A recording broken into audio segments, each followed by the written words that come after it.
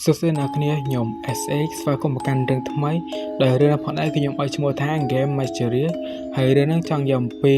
មនុស្សមួយក្រុមមានគ្នា3នាក់ត្រូវបានគេអញ្ជើញទៅលេង game ហើយ game នោះផងដែរគឺជា game ដែលចង់បញ្ចប់នៃជីវិតរបស់ពួកគេតោះចឹងនឹងវិធីយ៉ាងណាចូលទៅសាកអរគ្នា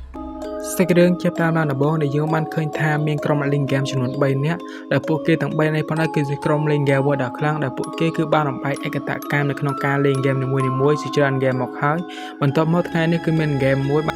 បានតាក់ទងមកពួកគេដើម្បីឲ្យទៅលេង game នោះហើយអ្នកលេង game នោះផងដែរគឺមានឈ្មោះថាយ៉ងស៊ូហើយយ៉ងស៊ូក៏បានប្រាប់ទៅកាន់ពួកគេថាពួកគេត្រូវតែដោះស្រាយ game នេះបានបើមិនសិនតែពួកគេដោះស្រាយ game នេះបានពួកគេនឹងទទួលបានទឹកប្រាក់រហូតដល់$10,000ណោះពួកអ្នកទាំង3គឺបានដើរឆ្លងកន្លងដល់ម្នាក់សិននេះផងដែរគឺមានឈ្មោះថាជីយ៉ងហើយអាប៉ែទាំងពីរនោះមកដែរគឺមានឈ្មោះថាយ៉ងមីនហើយម្នាក់ប្រុសប៉ែអាប៉ខ្មែរនេះគឺមានឈ្មោះថាហារីដោយយើងបានបែរមកខាងในបន្ទីយើងក៏បានឃើញថាយ៉ងមីនគឺគេបានរកឃើញទ្វារមួយដោយជីយ៉ងនឹងក៏បានរកឃើញទ្វារមួយផងដែរបន្តមកយើងបានឃើញថាហារីគឺបានឃើញនៅសភៅមួយក្បាលដែលគេគឺបានចាប់អារម្មណ៍នៅពីសន្ទស្សន៍ទាំងពីរទៀតដែលសារតែគេបានចាប់អារម្មណ៍ជាមួយនឹងសភៅដែលគេបានយកមកហ្នឹងគេក៏បានឲ្យក្តាំមួយនឹងយកមកដោយយ៉ងមីនគេក៏បានយកសោទៅចាក់នៅទ្វារដែលគេបានឃើញនោះហើយយើងបានឃើញថាទូសភៅនោះគឺបានរលំកាន់យ៉ងមីនដោយយើងបានថាយ៉ងមីនគឺបានបែកក្បាលបាត់ទៅហើយក៏ប៉ុន្តែគេបានដឹងថាកូនសនគឺថាចាក់ចូលទ្វារនឹងមិនត្រូវទេពួកគេក៏បានយកកូនសនទៅចាក់ទ្វារដែលជីយ៉ងឃើញម្ដងហើយយើងបានឃើញថាពួកគេគឺបានចូលទៅខាងក្នុង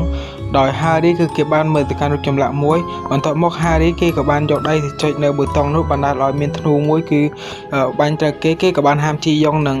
យ៉ងមានផងដែរក៏ប៉ុន្តែគឺហាមមិនតនោះទេពួកគេទាំងពីរគឺត្រូវបានចាប់នៅក្នុងទ្រុងបាត់ហើយដោយយើងបានឃើញថានៅក្នុងទ្រុងនោះគឺថាមានសាសសពមនុស្សដោយឈាមគឺសតតមកក្រុមតែម្ដងយ៉ងមានជីយ៉ងគឺបានសុំឲ្យហារីជួយផងដែរហារីគេក៏បានកលេចទៅមើលឆ្វេងស្ដាំគេក៏បានឃើញថាមានរូបចម្លាក់មួយដូចជានៅក្នុងក្តារដែលគេបានហែកមកអញ្ចឹងហើយគេក៏លេចមើលឆ្លាងគេក៏បានឃើញថាកន្លែងមួយនេះហើយដែលអាចយកគុណសោដើម្បីទៅចាក់ទ្រង់នោះដើម្បីជួយពួកគេចេញមកបានគេក៏បានសិបបតងហើយយើងបានឃើញថាមានកូនសោមួយគឺបានធ្លាក់ចុះមកបន្ទាប់មកហារីគេក៏បានយកកូនសោទៅចាក់ដើម្បីដោះលែងទាំងពីរក៏ប៉ុន្តែសាក់គឺអត់ត្រូវនោះទេបន្ទាប់មកហារីគេក៏បានដើរទៅទ្វារម្ខាងទៀតដោយហារីក៏បានគិតនៅក្នុងចិត្តផងដែរថា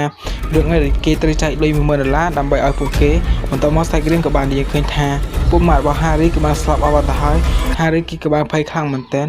ដោយសារតែគេក៏បាត់ដឹងតែខ្លួនឯងនឹងនៅទីណានោះទេដោយហារីគឺសេះរត់ទៅដោយយើងបានឃើញថាមានសាកសពមនុស្សជាច្រើនបានធ្លាក់ចុះមកសង្កត់ហារីយ៉ាសាច់រឿងគឺចាប់បានត្រឹមនឹងឯងដោយយើងបានដឹងទៀតថាពួកគេគឺផាយជាមិនអាចរស់នោះទេព្រោះថាហ្គេមគឺត្រូវបានអស់បាត់ហើយ